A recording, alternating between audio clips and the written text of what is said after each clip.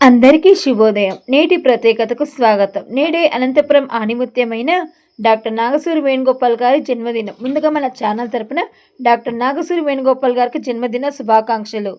నాగసూరి వేణుగోపాల్ గారు జనరంజకమైన విజ్ఞాన రచయిత, మాధ్యమాల విశ్లేషకుడు, సాహిత్య అంశాల పరిశీలకుడు, పాఠ్యాంశాల రచయిత, ఆకాశవాణి యొక్క ప్రయోక్త, వృత్తిరీత్యా అయిన ఆకాశవాణి ఉన్నతోద్యోగి అయిన ప్రవృత్తి రీత్యా అయిన సాహితీవేత్త. ఈయన 1978లో ఆంధ్రపత్రిక దినపత్రికలో కవితలతో తన రచనా ప్రయాణాన్ని ప్రారంభించారు. జనరంజకమైన విజ్ఞానం, పర్యావరణం, పత్రికా రంగం, టెలివిజన్ సాహిత్యం, సామాజిక అంశాల వంటి విభిన్న రంగాల్లో సుమారుగా 2000 పుస్తకాలపై చిలుకు వ్యాసాలు రాశారు. 30 పుస్తకాల రచయితగా, 20 పుస్తకాలకు పైగా సంపాదకుడిగా పనిచేశారు. గోపాల్ గారు గౌరమ్మ మరియు సంజీవయ్య దంపతుల యొక్క 10 మంది సంతానం 8వ బిడ్డగా 1961 ఫిబ్రవరి 1వ తారీఖున ఆంధ్ర రాష్ట్రం అనంతపురం జిల్లా సోమందేపల్లి కొనతట్టుపల్లిలో జన్మించారు. వారు తమ విద్యను కొనతట్టుపల్లి, పాలసముద్రం, హిందూపురం, పుట్టపర్తి వంటి ప్రదేశాలలో డిగ్రీ వరకు పూర్తి చేశారు. తర్వాత ఎంఎస్సి మరియు ఎంఫిల్ విద్యావంతులుగా శ్రీ వెంకటేశ్వర విశ్వవిద్యాలయం అంటే తిరుపతిలో, ఆంధ్ర విశ్వవిద్యాలయంలో జర్నలిజంలో పిహెచ్డి చేశారు. నాగసూరి వేణుగోపాల్ గారి అర్ధాంగి శ్రీమతి హంసవర్ధిని చిత్తూరు జిల్లాకు చెందినవారు. విద్యలో బాగా ప్రావీణ్యమున్న ఈయన ఆకాశవాణి సంస్థలు ఉద్యోగం చేస్తున్నప్పటికీ సాహిత్య రీతిలో, మీడియా పరిశోధనలో, ప్రజాస్వామిక విలువల పరిరక్షణలో మంచి వక్తగా, రచయితగా, మేధావిగా వ్యవహరించారు. వీరు ఆకాశవాణిలో పనిచేస్తున్నప్పుడు ఉదయరేఖల ద్వారా సాహిత్య, సామాజిక, సైన్స్ కార్యక్రమాలకు నాగసూరి వేణుగోపాలరావు గారికి కాకుండా ఆకాశవాణికి కూడా గర్వకారణంగా నిలిచారు. ఆకాశవాణికి ప్రఖ్యాతులైన పండితులను ఆహ్వానించి కలకాలం గుర్తుండిపోయే రీతిలో ప్రతి కేంద్రంలోనూ లెక్కలేనన్ని ప్రయోగాలను చేశారు. వీరు ఉద్యోగరీత్యా కొత్త కేంద్రాలకు వెళ్ళినప్పుడు కూడా అక్కడ చరిత్ర, సంస్కృతి, కళలు ఇత్యాది వాటి మీద అధ్యయనం చేసి అందుబాటులో ఉండే నిష్ణాతుల కోసం అన్వేషించిన తర్వాత విజయవంతమైన కార్యక్రమాలను రూపకల్పన చేయడం వీరి బాణి. రేడియో పరిచయాలు, చర్చలు నిర్వహించడంలో, ప్రసంగాలు ధారావాహికంగా రూపొందించడంలో నాగసూరి వేణుగోపాల్ గారు అందవేసిన చెయ్యి.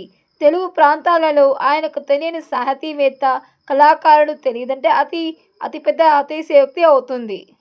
వీరు ఆకాశవాణిలో పనిచేసే సమయంలో హెచ్ఐవి లేదా ఎయిడ్స్ మీద అనేక అవగాహన కార్యక్రమాలు చేశారు.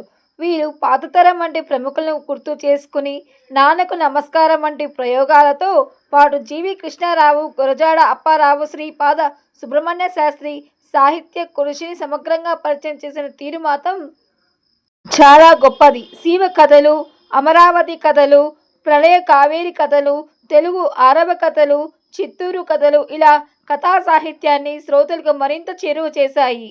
డాక్టర్ నాగసూరి వేణుగోపాల్ గారి రచనలు: 1. సైన్స్ వైతాళికలు, 2. టీవీ ముచ్చట్లు, 3. వార్తా మాధ్యమాల విశ్వసనీయత, 4. పర్యావరణ సమాజం, 5. ప్రకృతి పర్యావరణం, 6. ద్రావిడ శాస్త్రవేత్తలు, 7. పాత్రికేయ పాలి, 8. నార్ల బాట, 9. నవతరానికి నార్ల, 10.